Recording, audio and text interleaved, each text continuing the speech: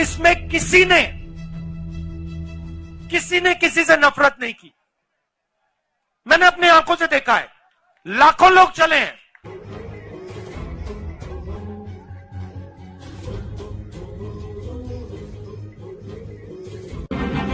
कि बीजेपी के लोग जय श्री राम करते हैं, मगर कभी जय श्री राम और हे राम क्यों नहीं करते।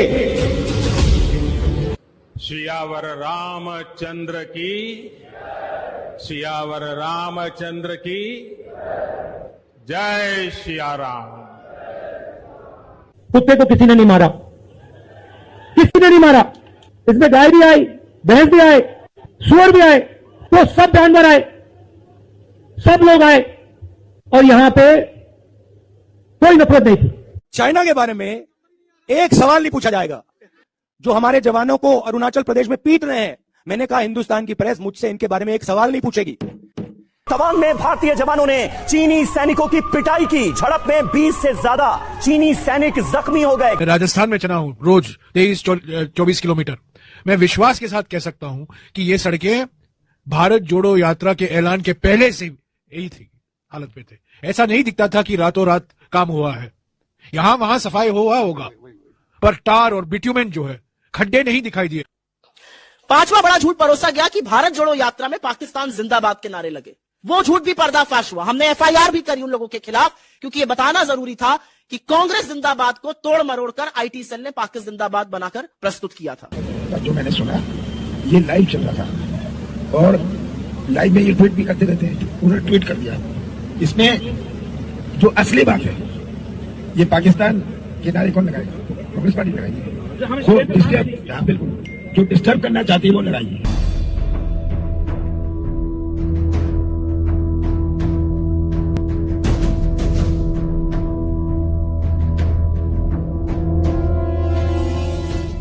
तो हमने आजादी लाई है, देश को आजादी दिलाई है और देश के एकता के लिए श्रीमती इंदिरा गांधी जी अपनी जान कुर्बान करी है।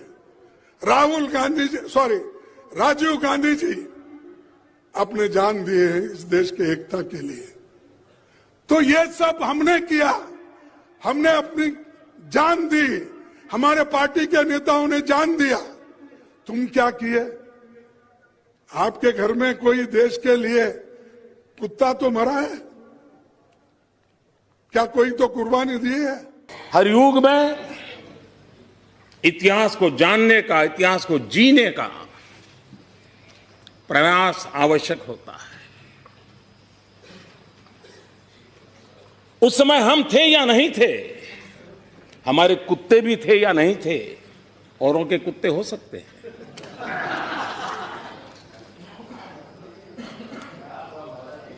हम कुत्तों वाली परंपरा से पले बड़े नहीं हैं।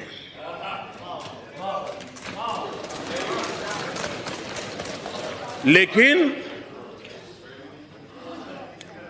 देश के कोटि कोटि लोग थे। May I just come in very quickly, Paul? First of all, look, Charanjit ji, I agree. I can't understand Rahul. Rahul को समझने के लिए कुछ अलग ही आपको चाहिए. I'll tell you why. Because he said Adani Ambani की सरकार. अब ये अडानी अंबानी की सरकार ये वाली तो नहीं है. देखिए जरा टीवी ऑन कीजिएगा चरणजीत जी.